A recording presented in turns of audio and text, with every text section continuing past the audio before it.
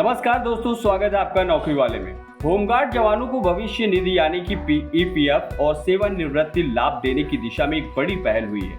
Home guard मुख्यालय की इस बारे में तैयार की गई रिपोर्ट 16 जून को गृह विभाग को सौंप दी गई है। इस रिपोर्ट में साफ तौर पर कहा गया है कि बिहार राज्य की तर्ज पर झारखंड के होमगार्ड जवानों को भी ईपीएफ और रिटायरमेंट लाभ दिए जा सकते हैं। गौरतलब है कि झारखंड के होमगार्ड जवान काफी लंबे समय से इन सुविधाओं की मांग कर रहे थे। इसके लिए वह कई बार आंदोलन भी कर चुके हैं। हाल ही में समान काम के लिए समान वेतन तो मिला, लेकिन पीएफ और रिटायरमेंट जैसे बड़े फायदे अभी तक नहीं मिल सके।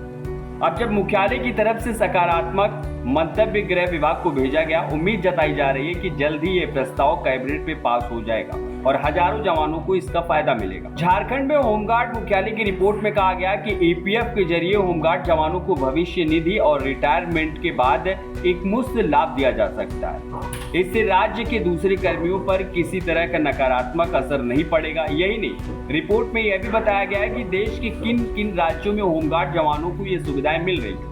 बिहार में साल 2021 से होमगार्ड जवानों को भविष्य निधि का लाभ मिल रहा है। यहाँ 20 वर्षों की सेवा में 10 साल पूरे करने पर और 60 साल की उम्र में रिटायरमेंट के बाद एक मुफ्त 1.5 लाख की राशि दी जाती है।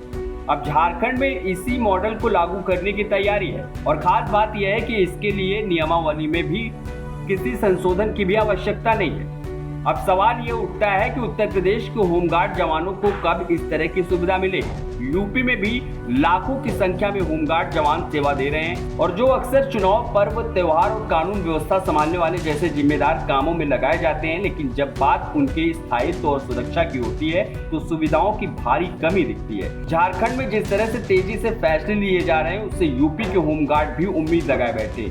यूपी सरकार यदि चाहे तो बिहार और झारखंड की तरह यहाँ भी यह मॉडल लागू किया जा सकता है। इससे जवानों को सेवा के दौरान आर्थिक सुरक्षा और रिटायरमेंट के बाद सम्मानजनक जीवन मिल सकेगा। वहीं झारखंड के होमगार्ड वेलफेयर एसोसिएशन के रवि मुखर्जी का कहना है कि जवानों की मेहनत और संघर्ष रंग लाया है।